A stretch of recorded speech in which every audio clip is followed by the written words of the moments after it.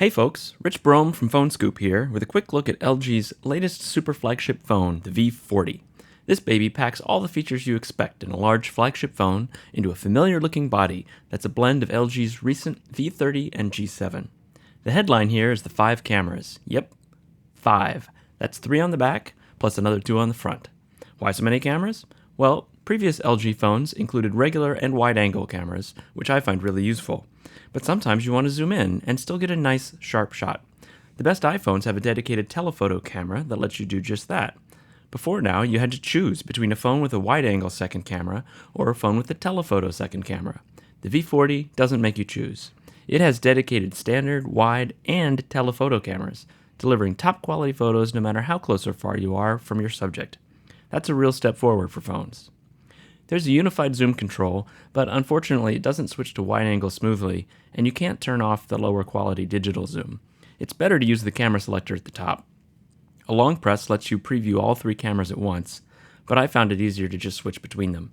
The standard and tele cameras employ high quality 12 megapixel sensors, while the wide one steps up to 16 megapixels to preserve detail in those expansive scenes.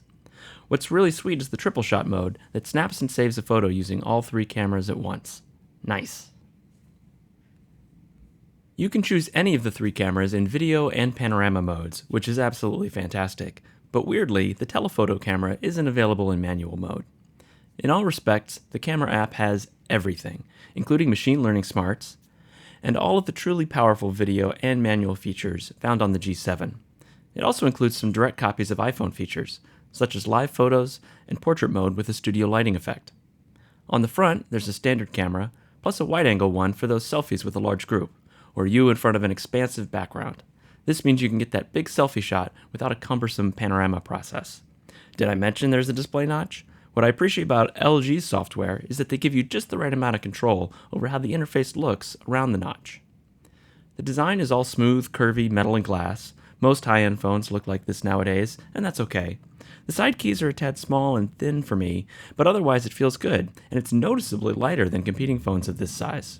Speaking of side keys, there's a dedicated Google key on the left. Press once to talk to Google Assistant, or twice to do a visual search with Google Lens. You can disable this button, but you can't reassign it to something else. As you'd expect on a V-series phone, it has high-end audio hardware, and LG has mercifully kept the standard audio jack. All of the other specs max it out. The display is OLED and Quad HD, the processor is Snapdragon 845, Qualcomm's best, there's a memory card slot, there's also fast charging, wireless charging, and you can even use this phone to charge another phone or device.